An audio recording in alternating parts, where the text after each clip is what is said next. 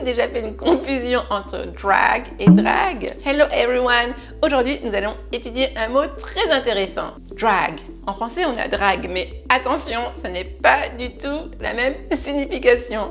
On va étudier ensemble plusieurs sens de drag et à la fin, on étudiera un petit piège à éviter avec le faux ami drag. Mais avant ça, pensez à vous abonner. Et si vous m'écoutez en podcast, merci de mettre 5 étoiles sur votre plateforme de podcast préférée. Ça m'aide vraiment beaucoup. Le mot drag en anglais peut avoir plusieurs significations selon le contexte. Voici les principaux. Déjà, le premier, il s'agit du verbe to drag. Et je vais vous donner 2 phrases d'exemple pour essayer de vous faire comprendre la signification par vous-même. Première phrase, he dragged the suitcase up the stairs. He dragged the suitcase up the stairs.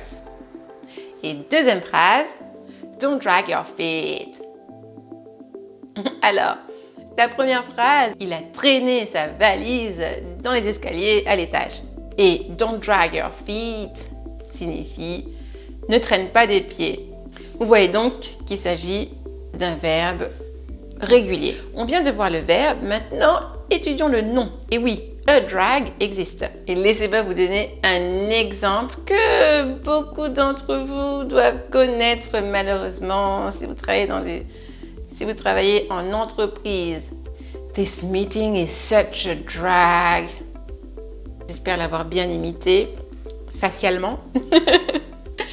This meeting is such a drag signifie cette réunion est vraiment ennuyeuse. En fait, a drag, c'est vraiment quelque chose de chiant, d'ennuyeux. Je suis très curieuse de savoir si vous connaissiez cette signification. Dites-le moi en commentaire. La dernière signification de drag, elle se trouve dans le monde artistique. Vous l'avez très certainement entendu, j'en suis sûre, dans a drag queen ou a drag king, même si souvent on entend plutôt a drag queen. Je me suis toujours demandé à quoi ça faisait référence, ce drag dans drag queen.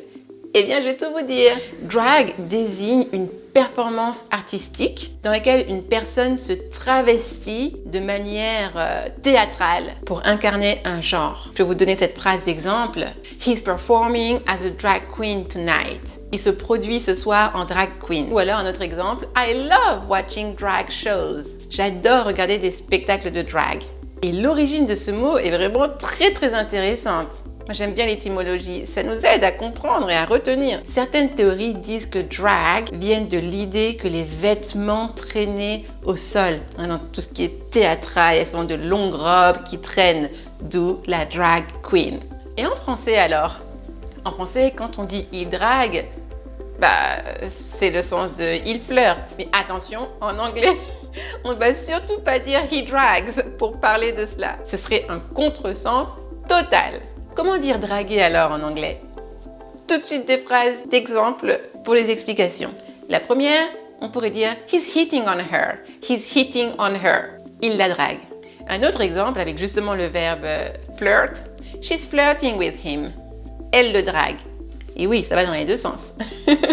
Un autre verbe dans cette expression, et celle-là, elle est vraiment intéressante parce qu'on utilise le verbe pick up. Et on pourrait dire he tried to pick me up at the bar. Il a essayé de me draguer au bar. Alors que, petit rappel, to pick someone up, c'est aller récupérer quelqu'un ou aller chercher quelqu'un en général en voiture. Oh, I need to pick her up at school. Oh, je dois aller la chercher à l'école. Et bien là, ça veut dire draguer. Et le dernier exemple, he's a bit of a player. C'est un dragueur. Vous voyez donc que le verbe drag est super utile, mais il peut prêter à confusion. D'ailleurs, il a d'autres significations communes en tant que phrasal verb. Vous savez, les verbes qui se construisent suivis d'une préposition. Est-ce que ça vous intéresserait que je fasse une seconde partie pour aller en profondeur avec ce verbe en tant que phrasal verb? Dites-le moi en commentaire. Mais pour l'heure, retenez bien les expressions, les significations qu'on a étudiées au début, concoctez avec des phrases d'exemple. Mettez-les en commentaire comme d'habitude, j'adore vous voir pratiquer et je suis là pour vous les corriger si besoin. Et bien sûr, si ce n'est pas encore fait, merci de vous abonner, de liker, de partager pour aider encore plus de monde. Have a nice day or a nice evening and see you soon. Bye bye.